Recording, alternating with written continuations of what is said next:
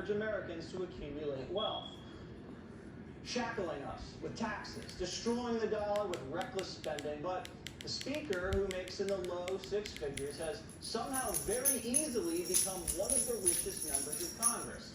What's her secret? It appears to be her husband, Paul. After they got married, Paul opened up a real estate and venture capital firm. And through his connections, he pushed Nancy into the political world, helping her get elected to Congress in 1987. The couple has timed the market perfectly over the years while Nancy's been a Washington insider. Real estate, stocks, the Pelosis always know what the right investment is. Since getting married, they've acquired a mansion in Napa Valley, a vineyard home worth up to $25 million, real luxury. It's on 16 acres. Pelosi has a gorgeous waterfront condo in the exclusive K Street region in D.C., now worth over $2 million. She has a multi-million-dollar red brick mansion in California's Pacific Heights. And Paul owns at least 2 commercial properties in San Francisco, combined worth up to $50 million. Since regaining the gavel in 2018, the Pelosi's wealth has skyrocketed. That year, her financial disclosure report revealed a net worth of over $114 million. Then, in 2019, Pelosi's assets totaled up to a whopping $271 million. And in 2020, those numbers went up even more, to as high as $315 million. Quite a lot of crumbs. So where's the money coming from? 60 Minutes basically accused Paul Pelosi of insider trading.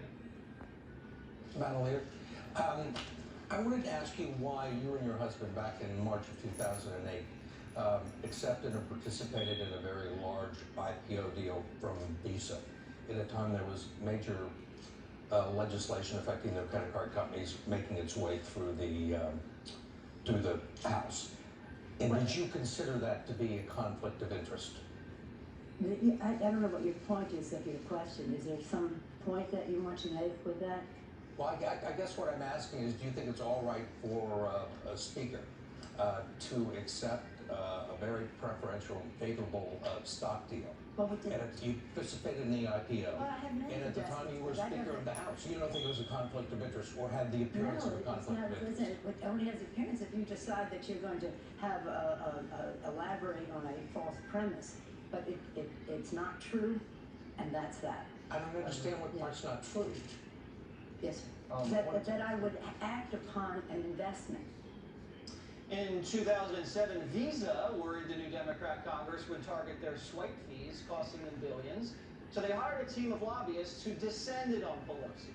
Visa's CEO personally met with her. She got donations from him. One of Nancy's advisors left and became a Visa lobbyist himself. The old inside-outside game. Now get this. Suddenly, Paul Pelosi got a phone call from his broker. He was in luck.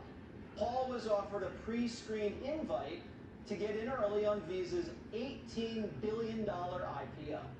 Did Nancy and her husband hesitate? No. They bought between $1 million and $5 million worth of Visa stock. But it gets better. While Pelosi was Speaker, bills that would have hurt Visa's stock price were blocked in the House.